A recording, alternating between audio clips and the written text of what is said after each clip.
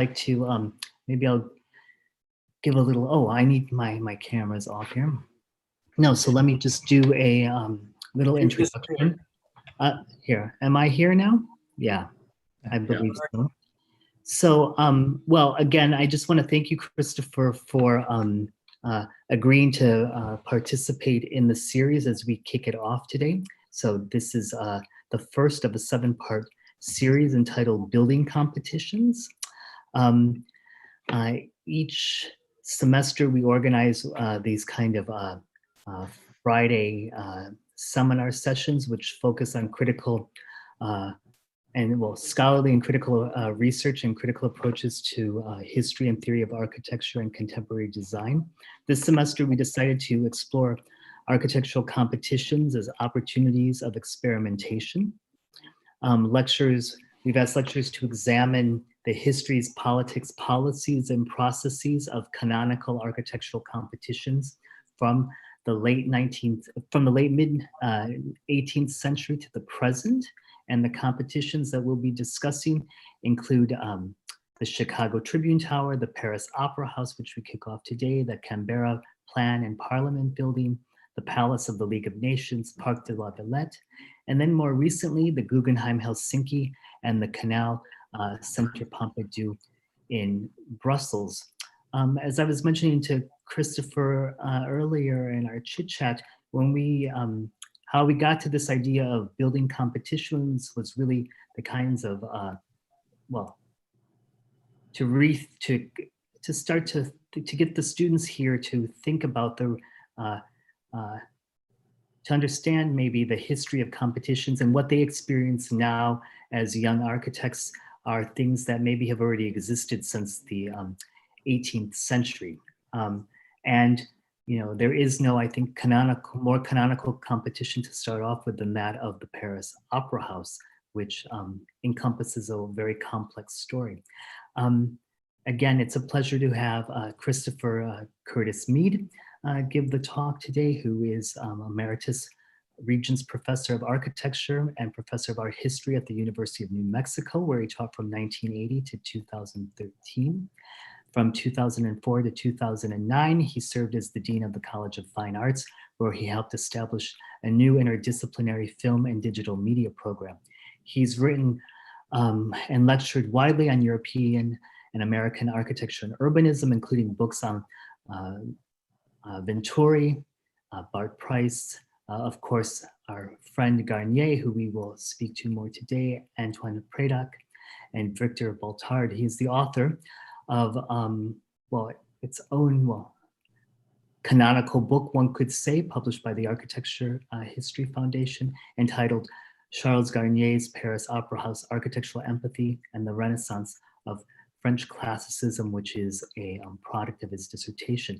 Again, before handing over the floor, or the room, I suppose, is the more appropriate architectural metaphor, I would like to say that, I would like to thank Christopher for tackling a subject that he has, that he first did his dissertation on and that he published as this book that I mentioned around 30 years ago, almost coincident to the lifespan of the Berlage itself, and the fact to go, it was very gracious and generous to go back to a topic that to revisit an old friend, as they say. So at any rate, I leave the room to you now, Christopher. Thank you so much. We look forward to the talk.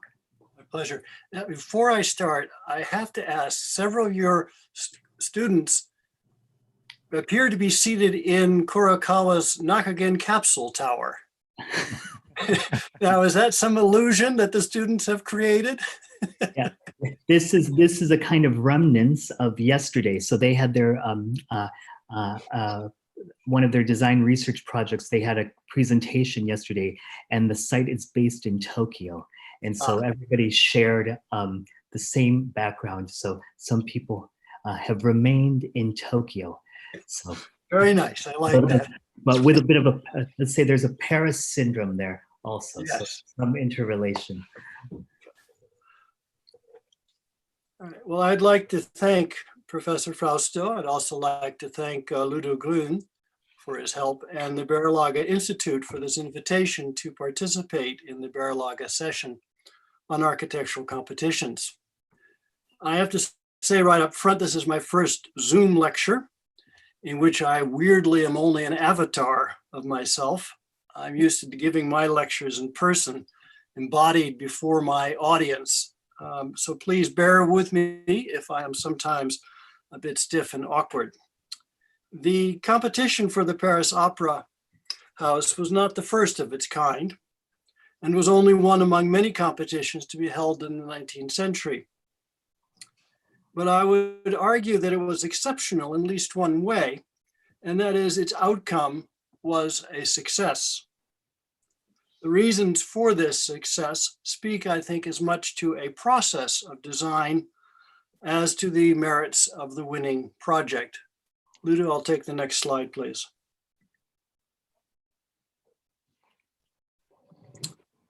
The Paris Opera House was designed in 1861 and was then built over the next 14 years.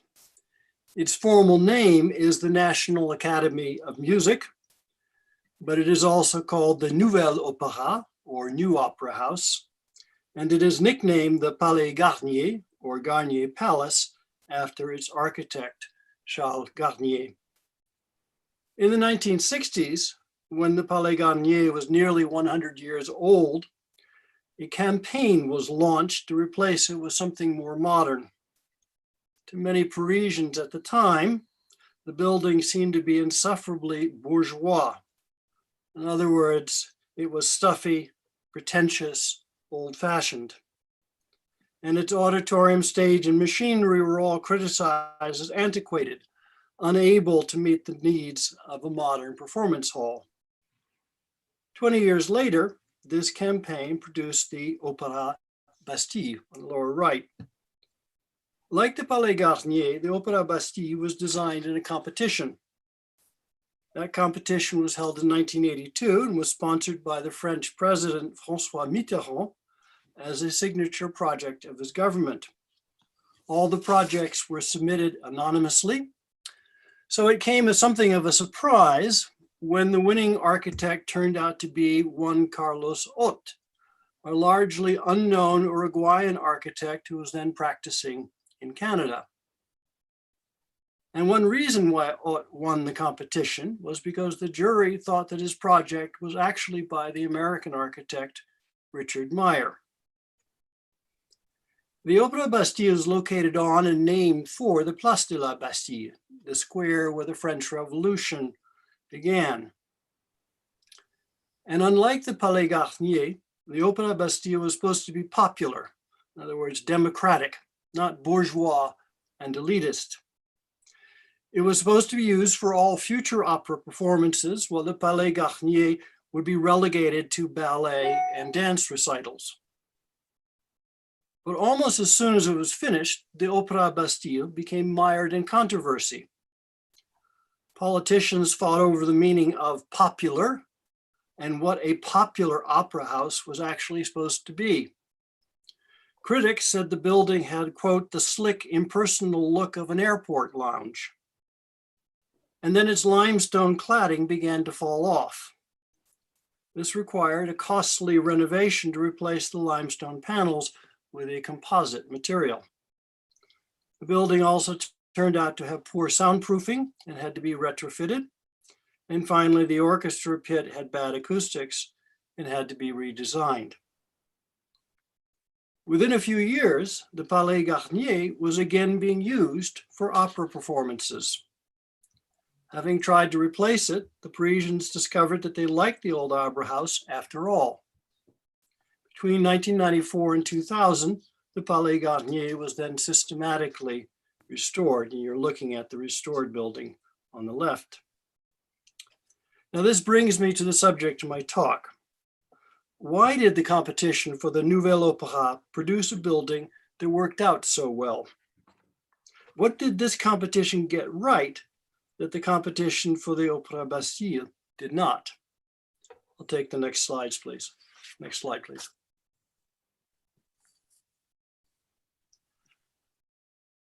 Now, to answer this question, I need to dip back for a moment and review the modern idea of a design competition. The idea comes out of the Renaissance, and specifically Florence, Italy, in the early 15th century. The first architectural competition dates to 1418, and that competition was for the dome of the Florence Cathedral, and it addressed a problem. Construction of a new cathedral had begun in 1296 and was largely finished by 1380, except for the dome over the crossing.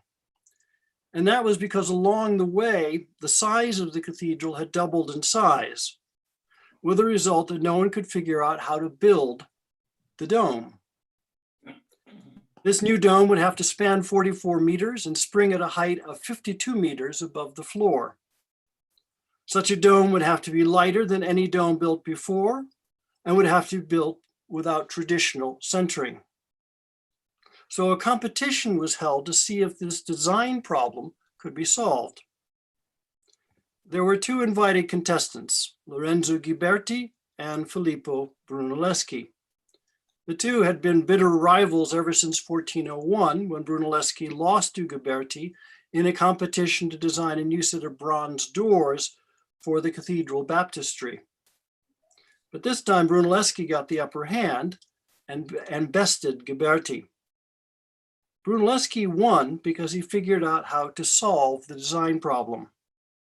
Now, I don't have time to discuss Brunelleschi's solution in detail, but I introduce it here because I want to note three issues raised by this competition.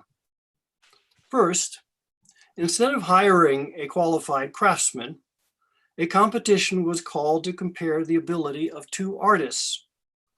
In other words, the conceptual skill to solve a problem mattered as much as the practical skill to execute a solution. Second, because how this dome would be built was different from earlier domes, the competition called for an original solution. In other words, conceptual ingenuity mattered as much as practical experience. And third, the competition asked the contestants to propose a hypothetical solution that could be executed later. In other words, a solution had to be designed before it could be built.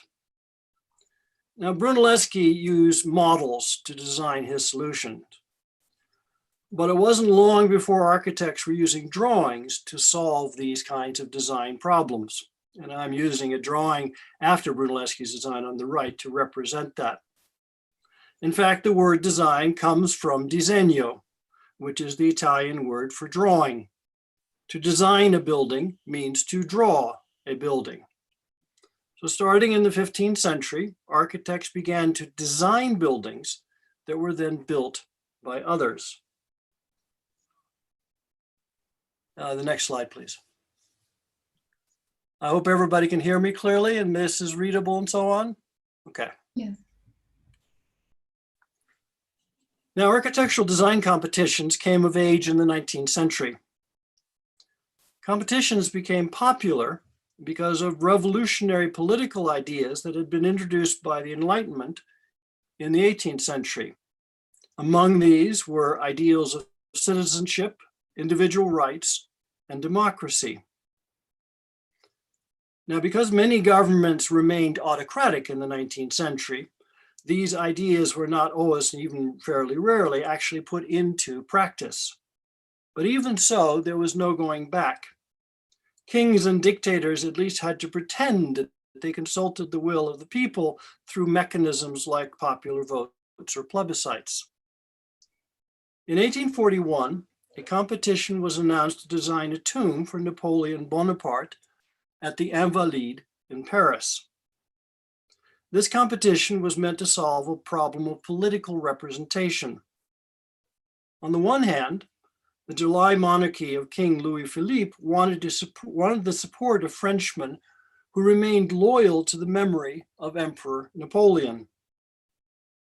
On the other hand, the king wanted to neutralize the political threat that the example of a dictator like Napoleon posed to his constitutional monarchy. By consulting public opinion through a public competition, Louis-Philippe hoped to have it both ways. He wanted to enlist the support of the Bonapartists and to neutralize them as a potential source of opposition. He effectively wanted to have his cake and to eat it too. The competition was won by Victor Baltard. You see one of the drawings from his project on the left, a young architect who was just starting his career. Baltard put a stone sarcophagus in a domed crypt, the bottom half of the drawing, beneath a marble effigy of the emperor in the central crossing of the church above, the top part of the drawing. This project paid homage to Napoleon, but not too much, because it hid his sarcophagus in an underground crypt. But then the government rejected the jury's decision and pushed Baltard aside. As far as the government was concerned, Baltard hadn't got the politics quite right. On the one hand, it looked like he was trying to hide Napoleon from sight. And yet, on the other hand, he gave Napoleon too much visibility by displaying his effigy in the church above. So instead of Baltard, Louis Visconti was appointed architect and charged with executing his design, which you see on the right. Visconti got the job for two reasons. First, he was an experienced government architect. In other words, he could be trusted by the July monarchy to carry out the politically sensitive project of designing Napoleon's tomb. And second, he got the political balance right when he placed a porphyry sarcophagus in a circular crypt that was open to the church above. Napoleon's tomb was visible, but not too much, because it was sunk below the floor of the church. Next slide, please.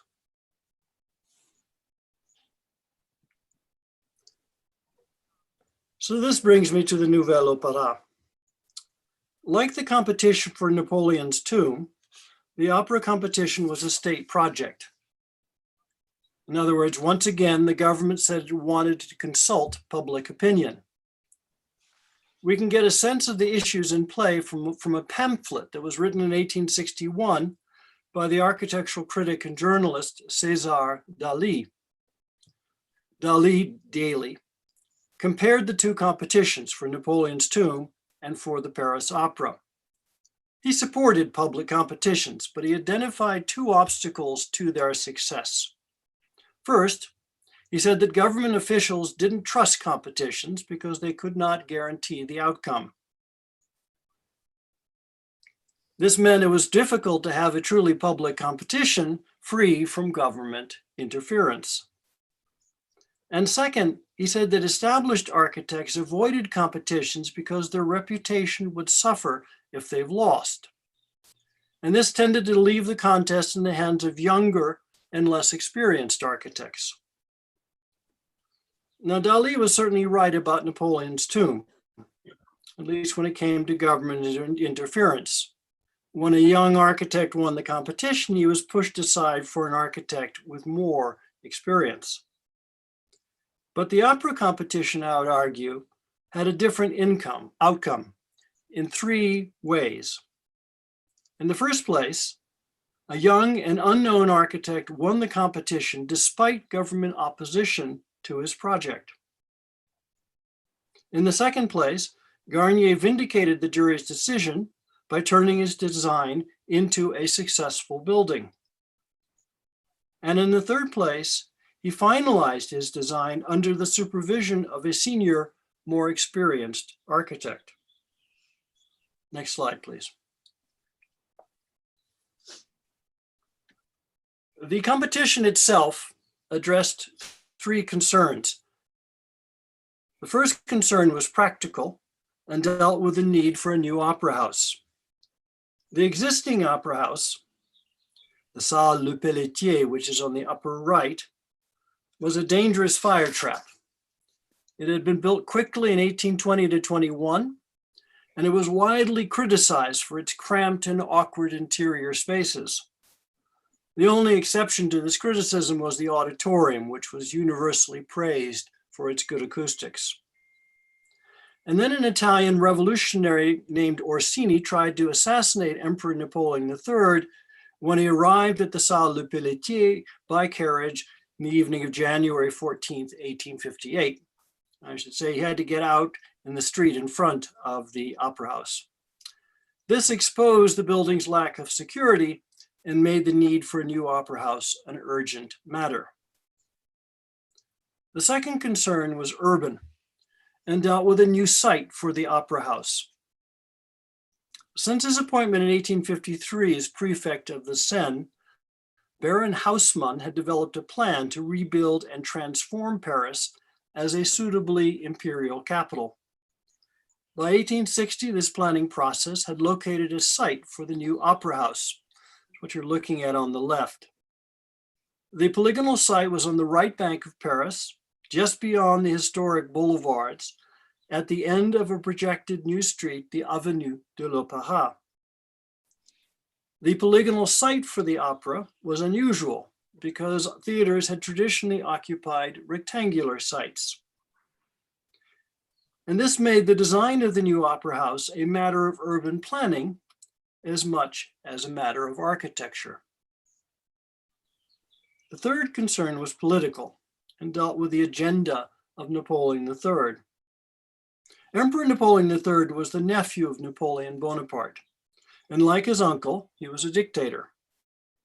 By 1860, support for his regime was waning, and he was looking for ways to boost his popularity. Among other gambits, he tried to reinvent himself as a liberal ruler. He introduced political reforms, including the right to debate in the Senate and the Chamber of Deputies. And he championed the arts, including reforms of how the arts would be taught and supported by the government.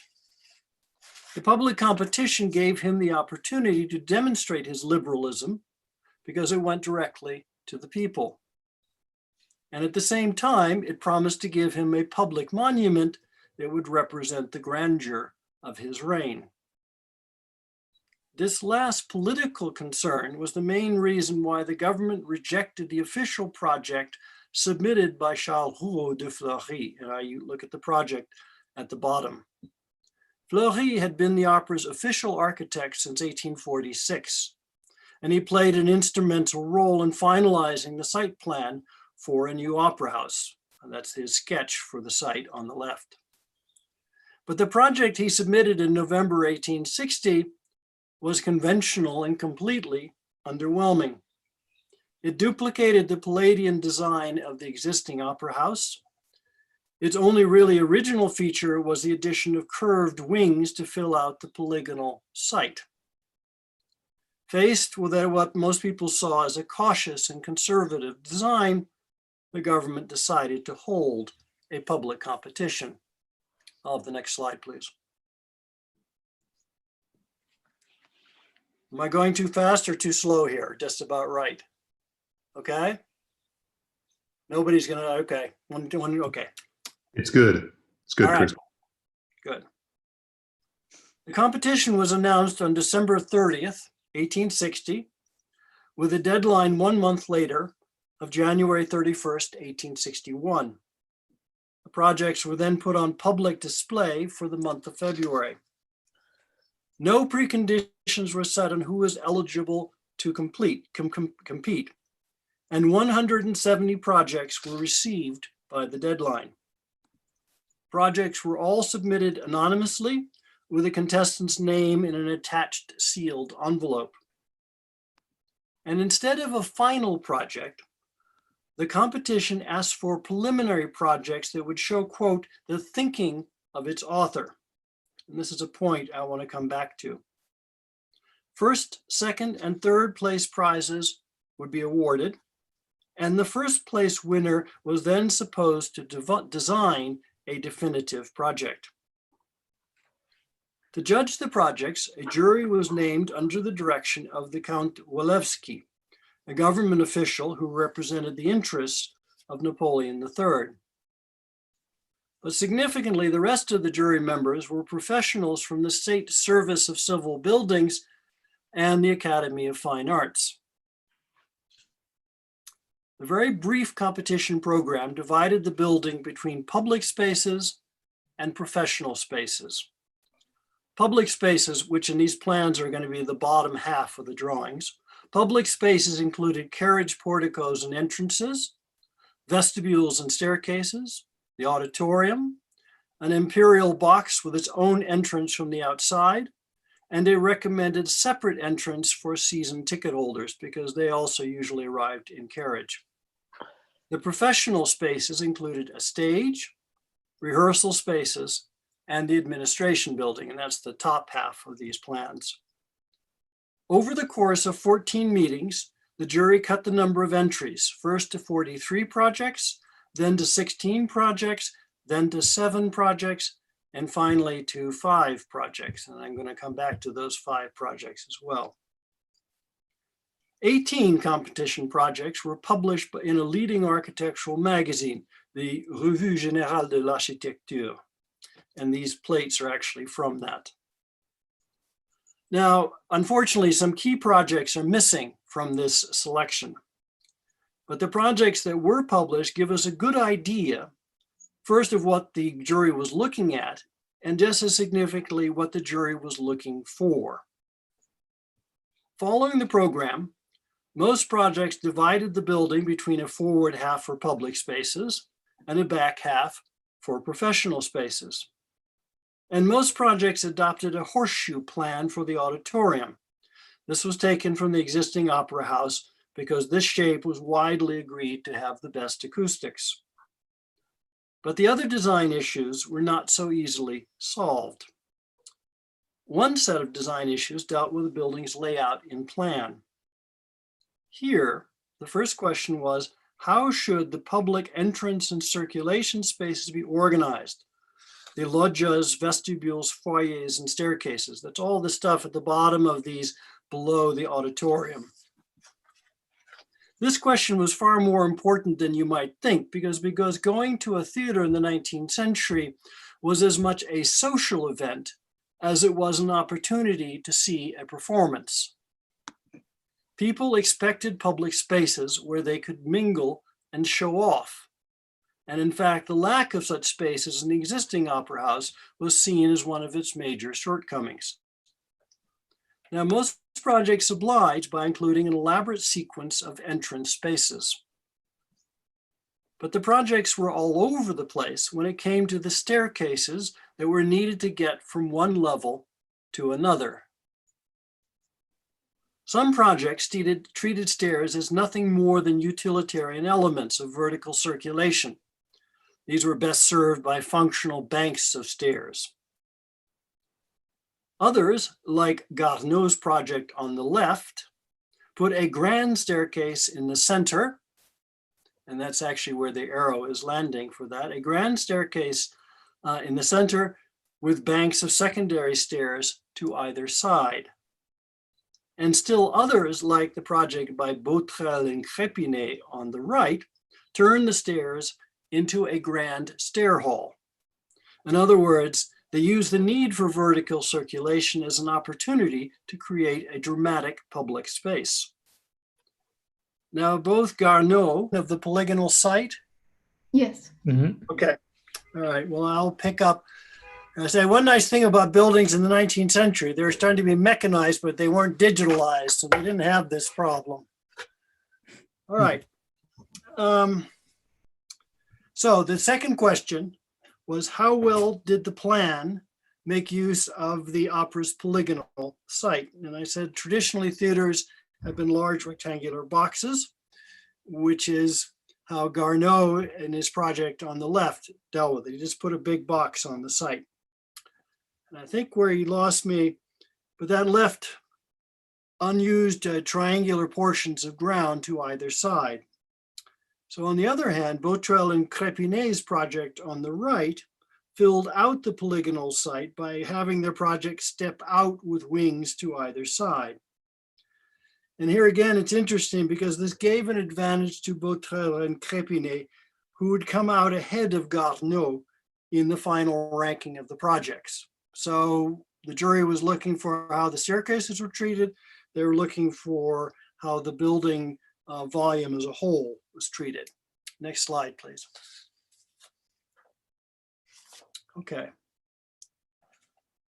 Now, another set of issues dealt with how the exterior elevations, and especially the main facade, were treated. It went without saying that a national theater commissioned by the French government would be in a classical style. So virtually all of the contestants used some variant of ancient Roman, Italian Renaissance, or French Baroque architecture. But while the issue of style was settled, the issue of building type remained an open question. In other words, this question of building type asked what form the opera should take on the exterior. In other words, how would the building express itself on the exterior as a public theater? How could everyone tell at a glance that this was an opera house and not a government office, a courthouse, a stock exchange, or some other public building? And the question of building type raised in turn two more questions. In the first place, did this mean that the opera house should have a curved or a rectilinear facade? Now, some projects, like the project by Énard at the top and Houchard at the other, on the right top, some projects like those were modeled after the curved facades of ancient Roman theaters. Others, like André's project at the lower left, were modeled after the colonnaded facades of Roman or Baroque palaces. And still others, like Houchard's at the lower right, were modeled after Palladian basilicas, which was the model used for the existing opera house. Now, typologically, both curved and rectilinear facades were seen as appropriate, but for different reasons. Roman theaters were appropriate because an opera house was a space for professional performances. And here the emphasis was on the opera of opera house. But palaces were also appropriate because an opera house was a social space where society came together and performed to itself. And here the emphasis was on the house of opera house. Now, along with the question of the shape of the facade, another question dealt with the facade elevation. How specifically would the elevation identify the building as a public theater? And this dealt with three things. First, there were porticos and loggias, which would identify it as a public building. Second, there would be a dome above that facade that would identify the auditorium. And finally, third, there would be a fly tower that would identify the stage. So you have a public building with an auditorium and a stage. Now, some projects, like the one by André at the lower left, ignored this question completely. The arcaded portico and colonnaded loggia of his monumental facade identifies this as a public building, but while the facade says that the building is open to the public, it's easy of access, it hides the auditorium and the stage behind that facade. So while this is clearly a public building, it does not specifically look like a theater. Other projects, like the ones by Énard and Houchard, the other three, built up their elevations in layered sections with domes and pediments. Now here again, the results of the competition tell us what the jury was looking for. André was dismissed early on because his project did not look like a theater. Houchard, on the right, made it to the semi-finalist list of 16 projects. And that he submitted two projects. If you look at the top project, you can see he indicated the auditorium. And in the bottom project, he indicated the stage fly tower. The bottom project has an entrance hall dome, but it does not have an auditorium dome. What I'm getting at is that in one project, he said, well, it's got a stage. The other one, he said it had an auditorium, but he didn't do it in both projects. He split it. Énard, on the other hand, on the upper left, made it all the way to the short list of 7 projects, because his project indicated both the auditorium dome and the fly tower, along with a arcaded facade. So in other words, Eynard clearly identified his project as a public theater in virtually every way. And here again, we have a good idea of what the jury was looking for. Next slide, please. Okay.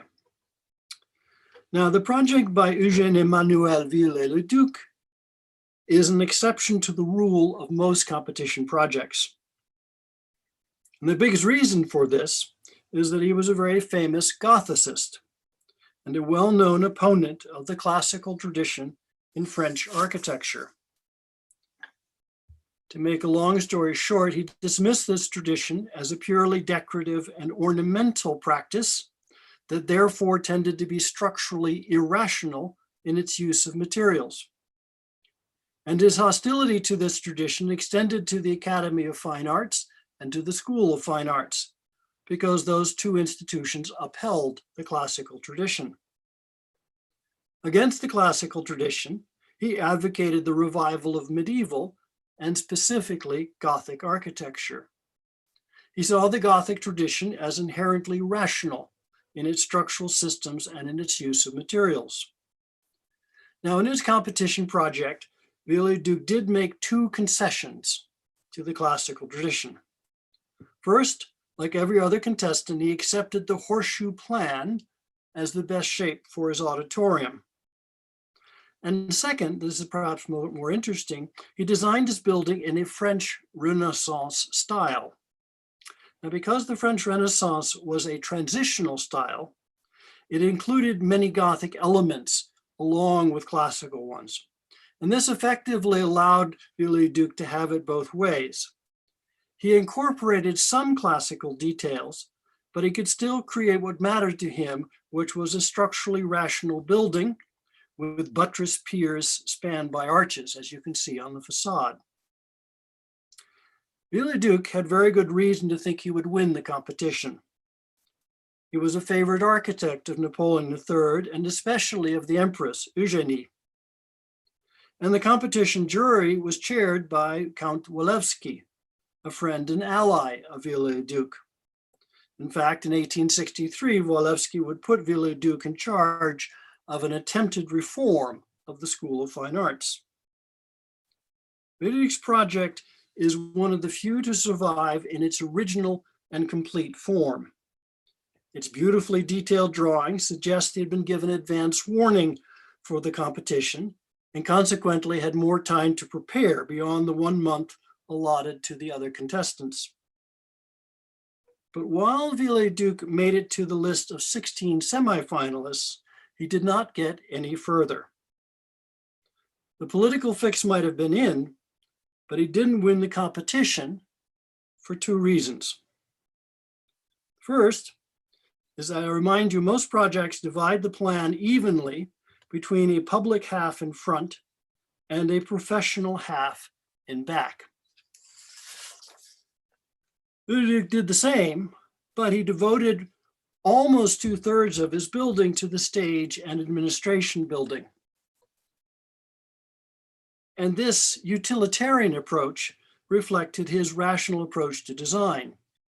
As far as he was concerned, the purpose of a theater was to stage performances. In other words, a fully equipped stage and administration building were the most important spaces in a theater. As far as the public was concerned, all that mattered was getting people into the auditorium as quickly and efficiently as possible. So the result is that whereas the other projects expanded the entry spaces, he condensed them. He pushed them all together at the front of the building. Stairs in particular were given short shrift. They were condensed to banks of double dog-leg stairs on either side. No grand staircases in his design. So that's one reason. The second reason involves the facade elevation. Viollet-le-Duc hid the auditorium and the stage fly tower inside a single mansard roof, which you see on the right, with a smaller roof in front over the entrance vestibules. Now, by doing this, he avoided having to use either a classical dome over the auditorium or a classical pediment over the stage fly tower. But the result is that the building does not specifically look like a theater, because neither the auditorium nor the fly tower is expressed on the exterior. And for the jury, at least, the semi-Gothic, semi-Renaissance facade was just as problematic because it lacked the monumentality expected for a state building, for the National Academy of Music. The jury, at least, Viollet-le-Duc's theater looked more like a municipal city hall than a National Academy of Music. Next slide, please. Okay, now this brings me to the finalists. First place went to an architect named Léon Ginin, who was a friend and contemporary of Charles Garnier. Second place went to the project by Botrel and Crépinet, which I showed earlier. Third place went to the project by Garneau, which I also showed earlier. Fourth place went to Louis Duc, a very famous Romantic architect. And fifth place went to Charles Garnier. Now, if you've been counting, I said 5 finalists. There were supposed to be 3 premiated winners. Now suddenly we have 5. And that meant that the jury had changed the terms of the competition.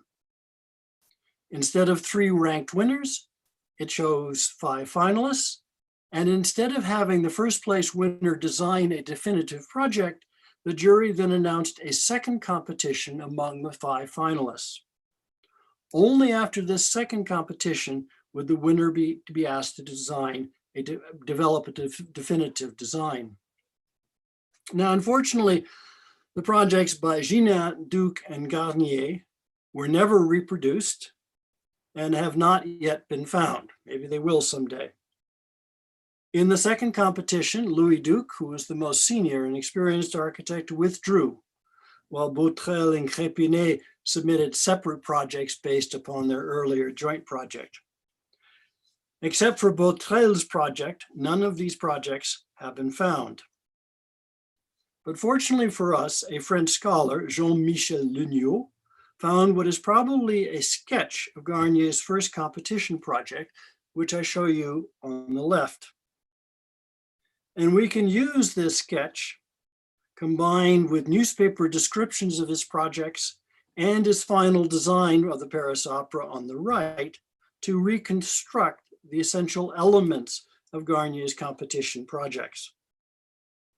Now, the fact that the jury changed the terms of the competition tells us that each of the 5 finalists had solved parts of the design problem, but none of them had solved the entire design problem.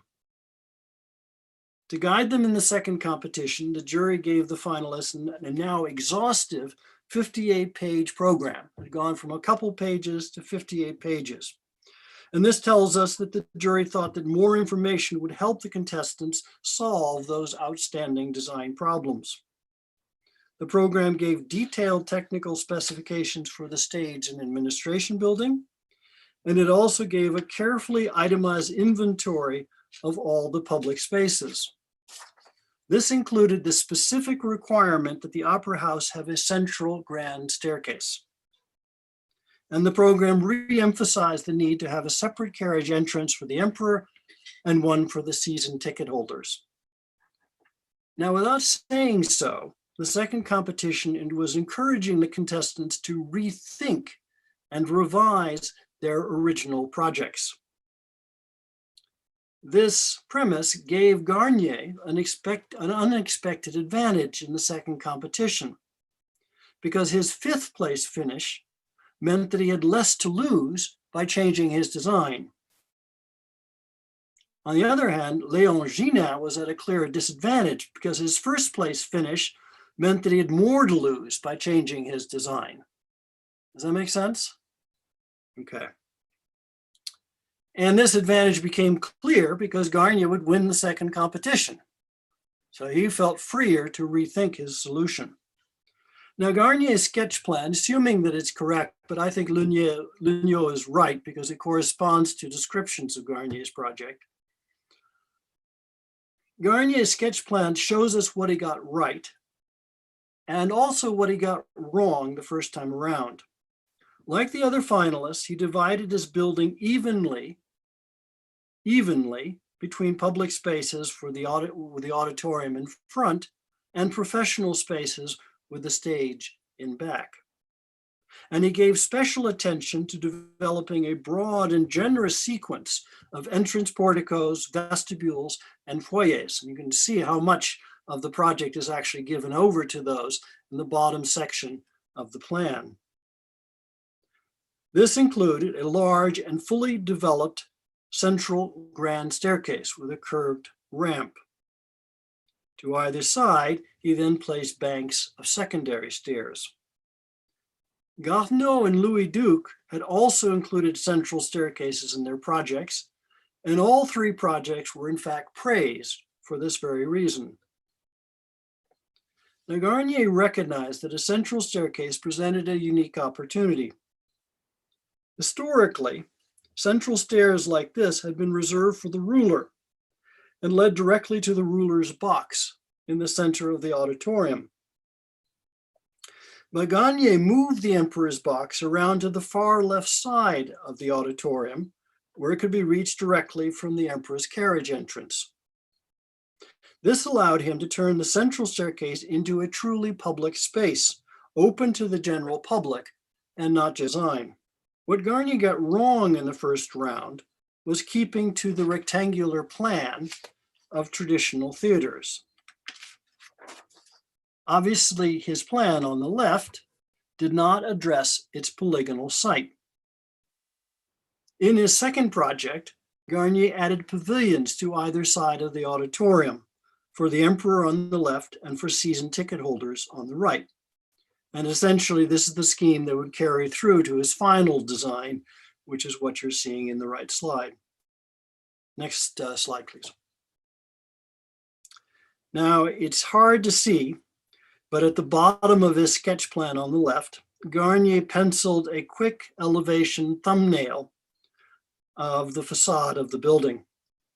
And we can combine this sketch with a contemporary project for an Orpheum, or municipal theater, at the upper right, and his final design for the Nouvel Opéra on the left, to reconstruct the facades of his competition projects. From the start, Garnier framed the facade with pedimented pavilions to either side. You'll have to look all over the place. I put in little arrows indicating where those are. He used the same motif for his Orpheum, and he kept it in his final design. This, by the way, was also something that was singled out and noted favorably during the competition. But he replaced the loggia arcade in the original project with a colonnade in both his second competition project and his final design. In other words, a ground story arcade, but a colonnade above it, not another arcade. This created a more monumental facade on the model of French Baroque palaces. Garnier's most important decision was to crown this facade with both a dome over the auditorium and a pedimented fly tower in back. And the thumbnail sketch shows us that idea was there from the very beginning. In other words, he also succeeded in clearly indicating that his building was a public theater. He used the same scheme in his Orpheum project, and it would carry through to his final design. And it is the typological clarity of Garnier's elevation, that was the key reason why he made it to the final 5 in the first round and then won the competition in the second round. The only thing really significantly that was missing from his first project were the carriage pavilions for the emperor and the season ticket holders. And as I said, he would add those in his second competition project. He has something similar in his Orpheum project, and it would become a distinguishing element of his final design. Next slide, please. Now, Garnier's project in the first competition did not attract a lot of public attention. Viollet-le-Duc's did, but that's because Viollet-le-Duc had submitted 7 beautifully rendered sheets of drawings. They were lovely to look at. Garnier's project consisted of 3 very simple drawings: a plan, a section, and an elevation. But for those who understood his thinking, and I remind you, the whole point of this was they wanted to know the thinking of the authors. For those who understood his thinking, those very simple drawings were telling proof of his education. Garnier had trained at the National School of Fine Arts, the Ecole des Beaux-Arts, from 1842 until 1848. To help pay his way while in school, he had worked part of the time as a draftsman for Viollet-le-Duc, which is the first time that their paths would cross. In 1848, he won the Prix de Rome, the prize that sent him to Rome in a 5-year fellowship to study classical architecture. Now, every year, the best students at the Ecole competed for the Rome Prize. First, they were given the program of a large public building, and then they were locked away in cubicles and given 24 hours to design a solution in plan, section, and elevation. On the basis of this preliminary design, they were then given several months to develop their final project. Now, I'm not showing his winning project in 1848. I'm showing he competed the year before when he did not win. But what's interesting, this is his preliminary design. This is what he executed in the 24 hours when he was locked away in a cubicle. It's called en loge. And it shows pretty much how he approached his competition project for the opera. He dealt with that competition project the way he'd been trained at the Ecole. And what mattered was not a beautifully rendered finished drawing. The jury wasn't, the faculty wasn't interested in that. What they were looking for was a well-composed design. After all, in 24 hours, you don't have time to develop the finish of it. What mattered was the systematic development of a building's spaces in plan, section, and elevation. And my point here is that even if the jury didn't know who designed Garnier's project, it was actually by him, and they probably didn't. They knew where he had studied. They knew that this project was by an architect who had trained at the Ecole des Beaux-Arts. Just as Viollet-le-Duc's project, it was probably an open secret, but they could have just as clearly known that's Viollet-le-Duc. This is the enemy, the Gothicists. For the jury, looking at Garnier's project, they didn't care about the fact that they weren't beautiful drawings. He had demonstrated that he had what they considered to be the proper qualifications to design a large, complex public building, which is what you're trained to do at the Ecole des Beaux-Arts. Next slide, please. All right, so the jury was focused on professional qualifications.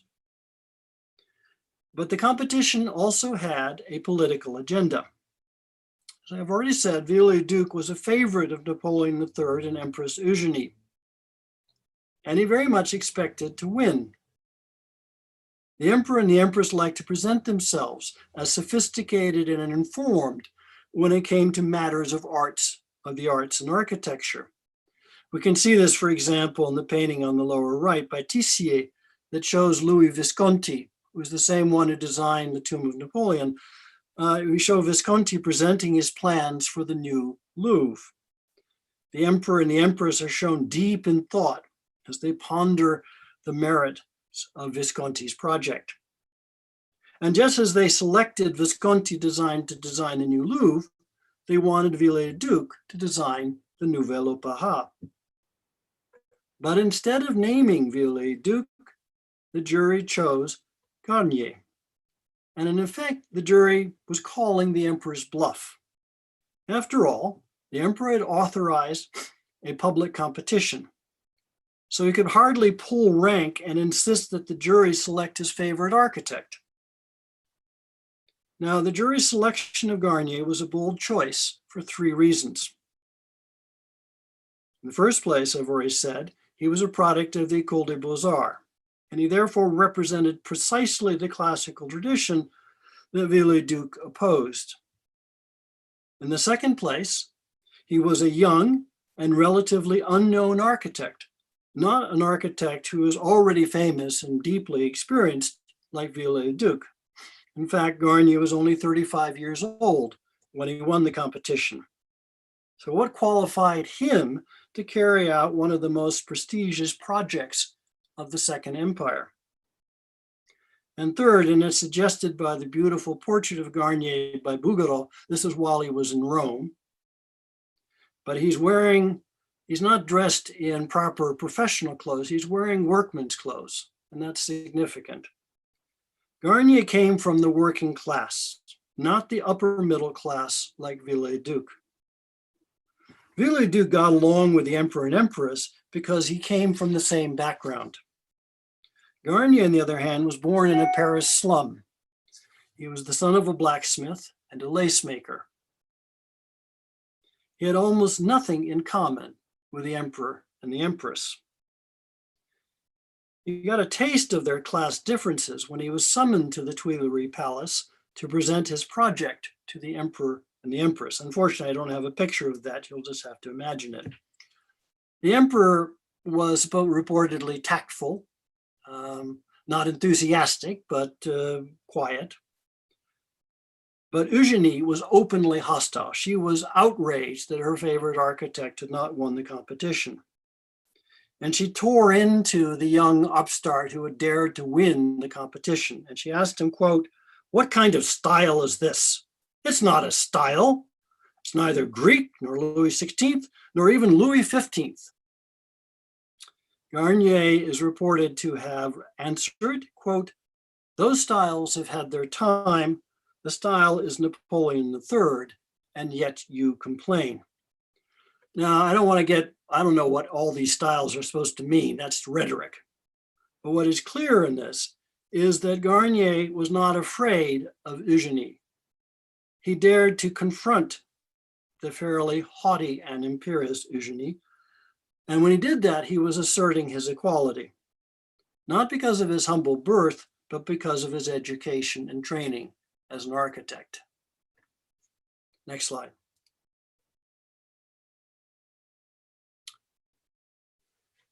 You see him on the right side there. On May 29, 1861, the competition jury awarded first place to Garnier. A week later, on June 6, he was appointed the architect of the Nouvelle Opéra.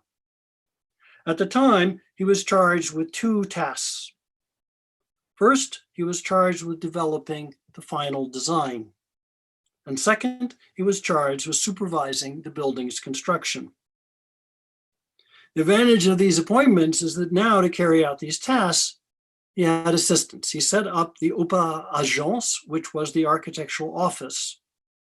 And we're actually looking at it here. The architectural office that would produce all the necessary drawings going forward. To head the office, Garnier chose Victor Louvet, who's seated next to him on the right, who, like Garnier, had trained at the Ecole des Beaux-Arts and won the Prix de Rome in 1850. To staff the office, Garnier and Louvet assembled a team of architects, you see some of them there, composed almost entirely of former or current students of the Ecole des Beaux-Arts. The point of this, of course, is these assistants shared Garnier's understanding of architecture and so could be trusted to carry out his instructions accurately and completely. They all had the same training. And it also is reported he was very popular. They liked his warmth. He never yelled at them. So they worked together in a very collegial way. Next slide, please. I'm almost there if you're holding on. At this point, Garnier set to work developing the final design. As the official architect of the Nouvelle Opéra, he now answered to the Council of Civil Buildings, the government agency that supervised state projects and was authorized to approve Garnier's design. Garnier's immediate supervisor was Félix Duban. Duban was another very famous Romantic architect and one of the 4 inspectors general on the Council of Civil Buildings. Over the next year, Duban mentored Garnier as he refined his competition project in successive phases of design development. At each stage, his project was submitted to the Council of Civil Buildings, who reviewed his design in a report that Garnier was then expected to address in the next round of design revisions. Throughout this process, Duban represented Garnier and explained his design intentions to the council. In other words, Garnier himself did not appear before the council. He was represented on the council by Duban. Now, the point I want to make here is that this review process was fundamentally collegial in spirit. It was meant to guide Garnier with helpful feedback, not throw obstacles in his way. And it goes a long way to explaining why the jury trusted such a young and inexperienced architect to carry out such an important state commission. He was not working on his own, but was instead receiving professional guidance and support at every stage from more experienced colleagues.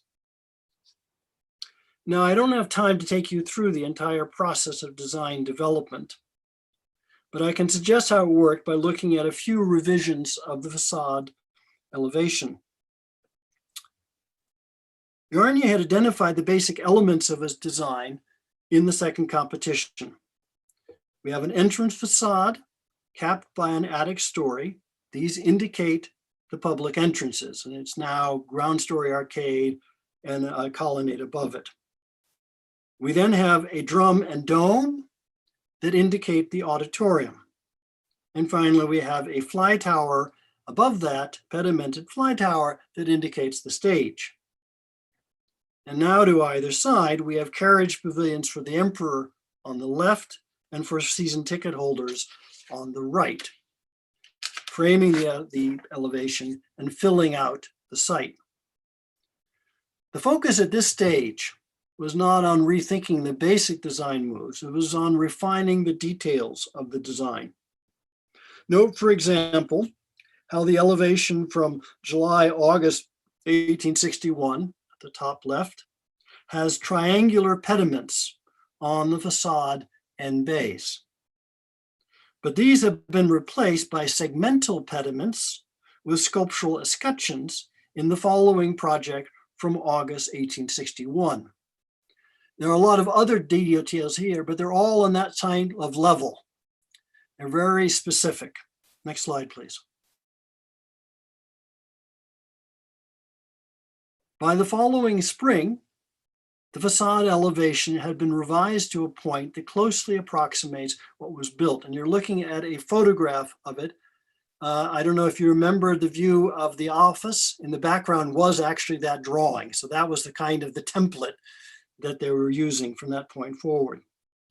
The basic scheme remains unchanged, but once again, numerous details have been adjusted. The segmental pediments over the facade and bays have lost their sculptural escutcheons. The profile of the attic roof above that facade has been lowered in order to give more emphasis to the auditorium dome above. The saucer domes in the earlier project over both the auditorium and the carriage pavilions have been replaced by rounder and fuller domes, more Baroque domes, which makes them more readable on the outside.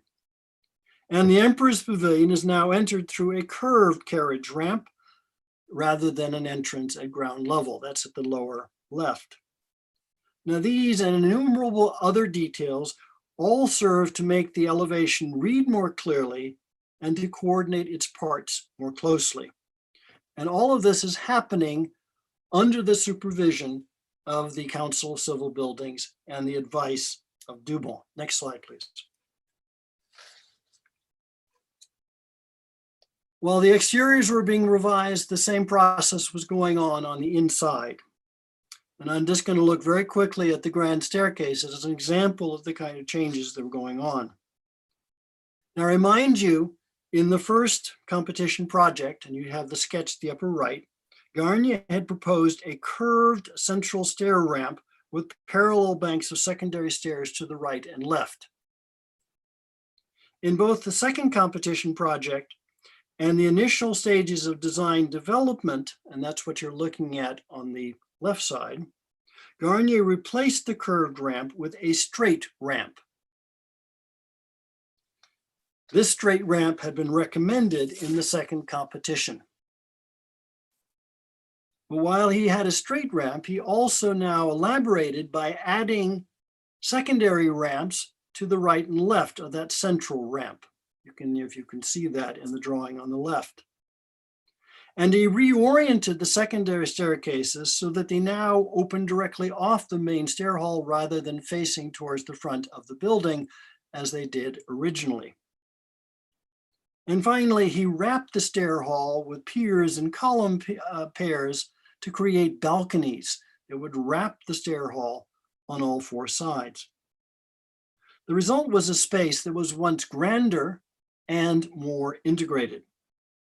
And once he had those pieces in place, then Garnier restored the curved stair ramp that he had introduced in his very first project. And you see that in the perspective section, the lower right. So we went back to his original idea. Next slide, please. Now, the grand staircase would continue to evolve over the next 2 years. After he restored the central curved ramp, he also curved the secondary ramps to either side. And this made the staircase flow more gracefully when you climbed or descended the stairs.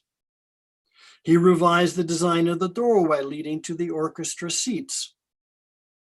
And he redesigned the lunettes at the very top of the hall. Originally, he had winged angels with architectural moldings. That was a specific homage to Duban. Duban had done a very famous space in the Louvre that had winged angels like this. But he then redesigned them, replacing the winged angels. I don't know if you can see them there, but they're up there, with architectural moldings and masts on the right. And he did this because now he wanted to have ceiling paintings, and this made room for a painting cycle on the ceiling. Next slide, please. Next slide. Okay. Now, even after construction had begun, and construction began in 1862, so it began very quickly. So all these things I'm talking about, he's building the building and he's still designing the building at the same time. And this process continued. In part, this was possible because of how large buildings were built in the 19th century. On the interior, you can see it in the left, that's the auditorium. On the interior, Garnier made extensive use of structural cast and wrought iron. The structure of the auditorium is almost entirely a metal structure. This metal structure was prefabricated and was only assembled on site. So we're already anticipating a new way of making buildings. But wrapped around that interior metal frame were massive masonry walls. And you can see some of them, the Emperor's Pavilion on the right. These walls were assembled from great blocks of limestone. Now, and I'll draw your attention to the fact that the limestone walls were left unfinished. And they were left unfinished until all of the stone blocks were in place. And this was to avoid the risk of breaking or chipping delicate details. If you have stone details and you're putting a block in place, all it takes is a little edge to bank up and you've lost a piece. So the architectural ornament at this time was not carved until the structure was completed. And this meant that Garnier did not have to finalize the ornament at the start of construction. All he needed was a rough idea of those details so that the stone blocks would have enough excess mass to be finished at a later date with carved details. Next slide, please. We really are almost there now. Okay. This is why, for example, the details of the grand staircase were not finalized until the fall of 1863, 2 years after construction had started. In the part of the process, the drawing at the bottom right is by Garnier himself. He's sketching the grand staircase as a whole, but you can see on the left, he has a whole series of sketches of molding profiles. as he considers the architectural moldings and the details of this space. Garnier's sketches were then used by his assistants to produce the precisely measured construction drawings, such as the one of the staircase ramp on the right. And these are very large drawings, by the way. These are not small drawings. And those construction drawings, in turn, would then guide the craftsman who carved the ornament. And what you would have is a drawing of the entire staircase and then of the individual details for it. Last slide, please. So I said to Professor Faust at the beginning, an hour is just enough to get me into trouble. There's much more to the story, but I think I more than used up my time with collapsing servers and so on. But I hope I've told you enough of the story to make my point. And it's a simple one. By the time that the Paris Opera was inaugurated on January 5th, 1875, and you see the inauguration on the right, Garnier had spent 14 years working on the building. He had started as a 35-year-old. He ended up almost as a 50-year-old. And for at least 10 of those years, from 1861 through 1870, he was designing the opera. And it is this lengthy process of design development that allowed Garnier quite literally to grow into his job, as he learned and gained experience through the process of designing and building such a complex public monument. And that's all I have to say. Thank you very much, Christopher, for the very clear lecture. I am having trouble here with my screen, but I would like to open this up for questions to the students who have basically prepared things in advance. And yeah. Maybe if you can get rid of my slides, then I can see, because I only have a couple of. Yeah, sure. Okay, I see Solomon. and Where's then everybody else? If you do on the upper. Up there, there we go. There we go. Yeah, all sorts of people. Yeah, so who would like to start off with a question? Steph? Hello, thank you for a wonderful lecture. I have a question on quite an early step in the process where there was a second competition that was announced. In today's context, there's no doubt that this will end up in a big legal battle. I was wondering, how was it received back then, and how common or uncommon was it to have a change of rules at that stage of the competition? You broke up a little bit there. Were you talking about legal problems or? I mean, there was this rule change, right, that allowed for this second competition. How was this perceived, and how common or uncommon was this? That was not. I mean, you'd think it might have been, and maybe in our more litigious century or since then, it would have been. For me, it's significant because it meant that the jury really took seriously. They were interested in getting a good design. And they understood that a design didn't come out all at once and complete. And so it was a process, and they changed the rules because of that process. So that was not controversial. It was controversial when Garnier was revealed as the winner, because who the hell is he? I mean, he was distinguished. He'd won a Rome Prize. He was a very successful but he didn't have a lot of experience. So that was controversial. And his solution to the problem, because he said it was in the style of Napoleon III, but his real audience was actually the people of Paris. And he was much less interested. He didn't really care about the emperor. And so he rethought the whole purpose of the building is it should celebrate and represent the people who are actually using it, and that would not be the emperor. Paradoxically, having made that choice, halfway through it, the emperor fell. I mean, he got involved in the Franco-Prussian War, ended up in exile. And so then the Third Republic took over, which was violently anti-imperial. And now Garnier had to convince people to finish a building that had come to seem to represent the emperor. So there were a lot of political problems all the way through, but not, they're more political than they were legal ones. I hope I'm answering your question. Yes, perfect. Yes. Yes, Marianthi? Yes, thank you for the lecture. You mentioned that there were some technical specifications that were given after the first round to the finalists.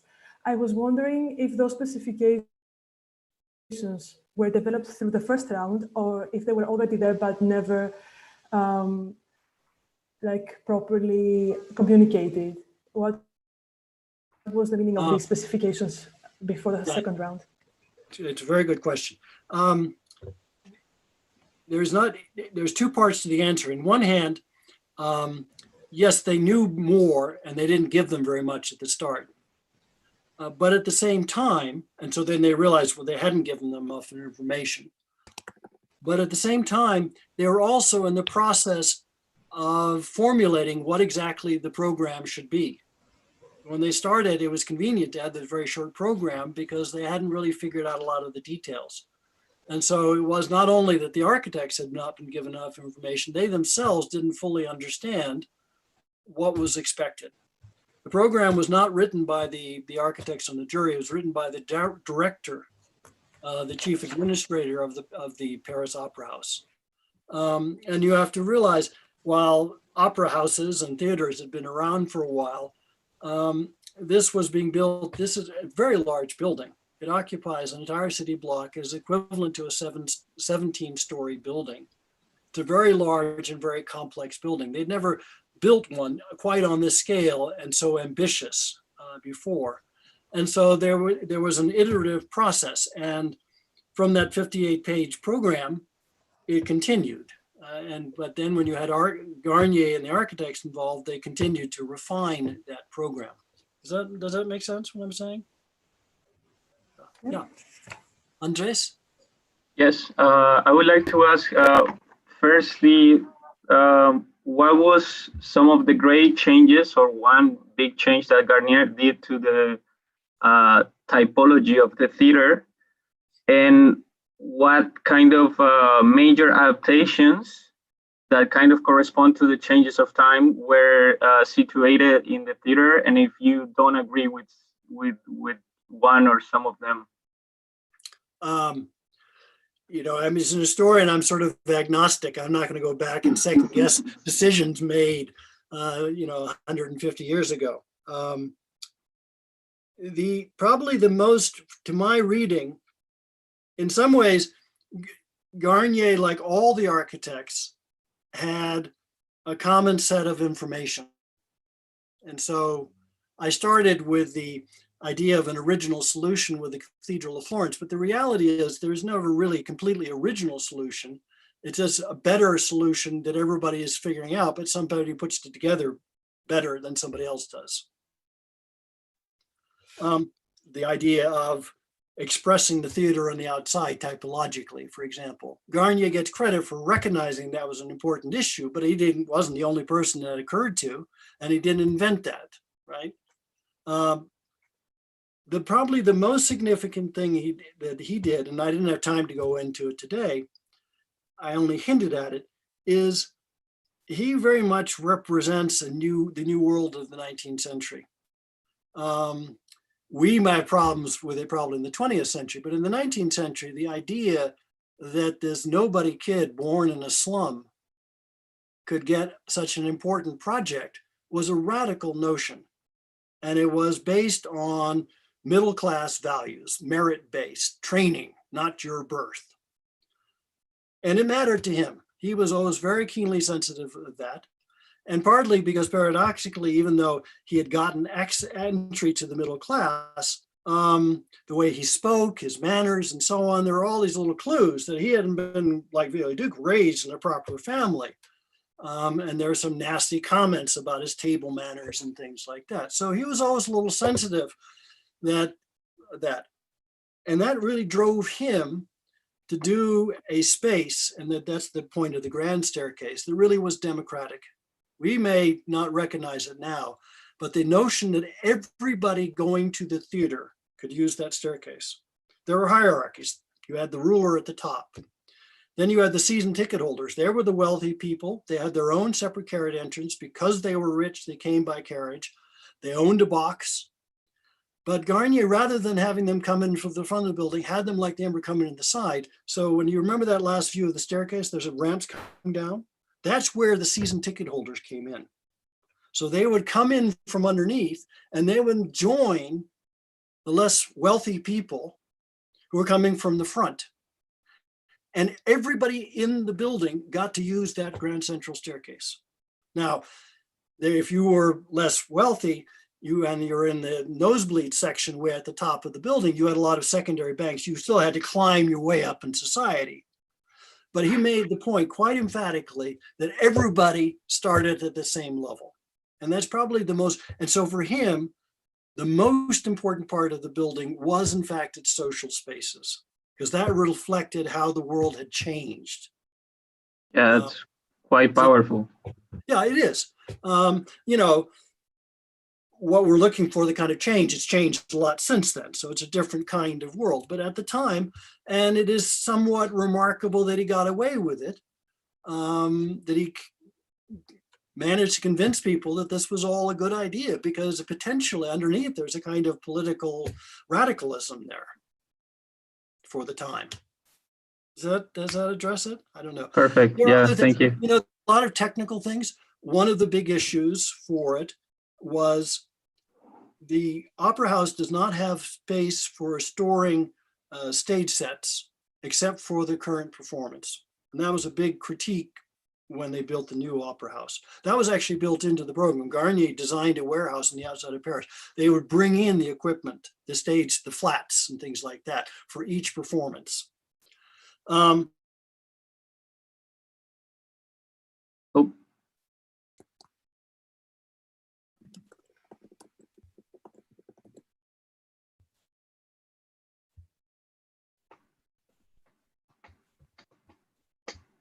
Did we lose him again? Yes, we No, lost he's you, frozen. Christopher.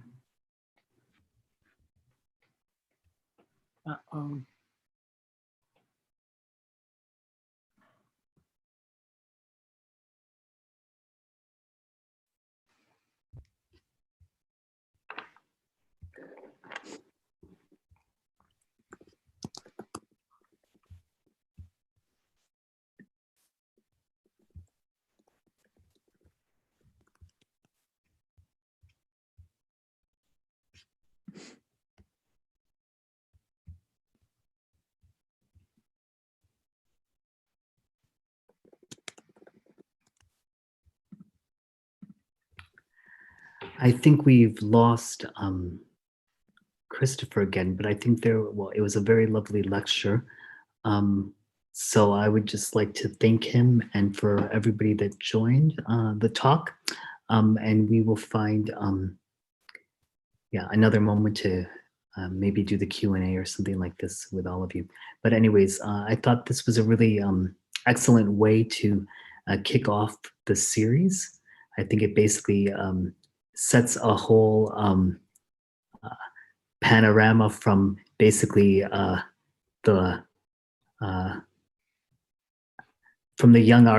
essentially the young architect through to the kind of bureaucratic and political processes. So I think in that sense, Christopher did a really wonderful job in sort of setting up the panorama, and I am very optimistic that our other guests, the lectures and the sessions will kind of continue that onwards.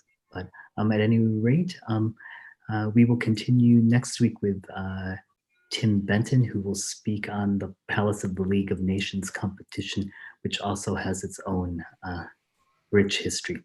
So until then, see you soon. Bye-bye. Thank you. Thank you. Thank you. Thank you. Thank you. Bye. Ciao. Nice afternoon.